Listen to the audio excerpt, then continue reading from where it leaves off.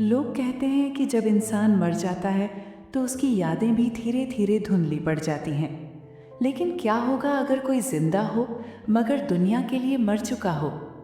मैं नायरा आज आपको अपनी वो दास्तां सुनाने आई हूँ जिसे मैंने अपनी खामोशियों में दफन कर दिया था। ये कहानी सिर्फ मेरी नहीं, उस तड़प की है जो एक माँ, एक पत्नी और एक बेबस औरत ने सालों तक झेली। बिहान। जब मैं उसका नाम लेती हूँ तो आज भी मेरे दिल की धड़कन तेज हो जाती है। हम दोनों की दुनिया बहुत छोटी थी लेकिन बहुत खूबसूरत। बिहान शहर के बड़े खानदान का इकलौता वारिस और मैं एक मामूली सी लड़की। हमारा प्यार समाज की नज़रों में एक गुनाह था। मुझे आज भी याद है वो शाम जब उसने पहली बार मुझे वो अंगूठी पहनाई थी। बिहान ने मुझसे कहा था, नायरा, ये दुनिया चाहे कितनी ही दीवारें खड़ी कर दे, मेरा हाथ तुम्हारे हाथ से कभी नहीं छूटेगा। मैंने उस दिन उसकी बातों पर यकीन कर लिया था। हमने भागकर शादी की।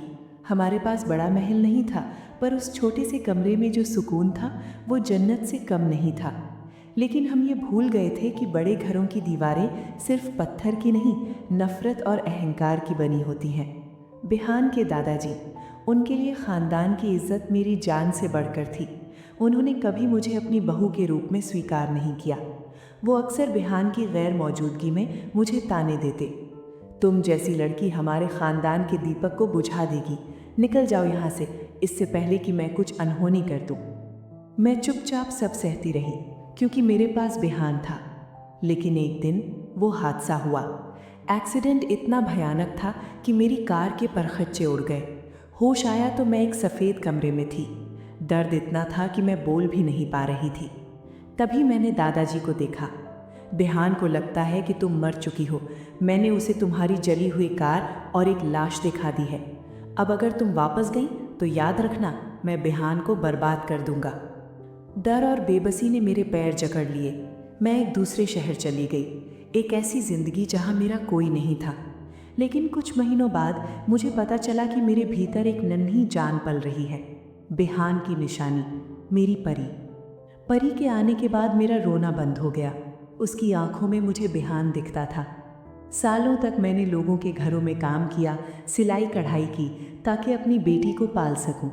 हर रात खिड़की पर बैठकर आसमान को देखती और सोचती, क्या बिहान ने दूसरी शादी कर ली होगी? क्या वो मुझे याद करता होगा? वक्त गुजरता गया। परी 6 साल की हो गई। एक दिन जिस होटल में मैं वेट्रेस का काम करती थी, वहाँ कोई बड़ी मीटिंग थी। परी अक्सर मेरे साथ ही रहती थी। अचानक वो मुझसे छूटकर गलियारे में भाग गई।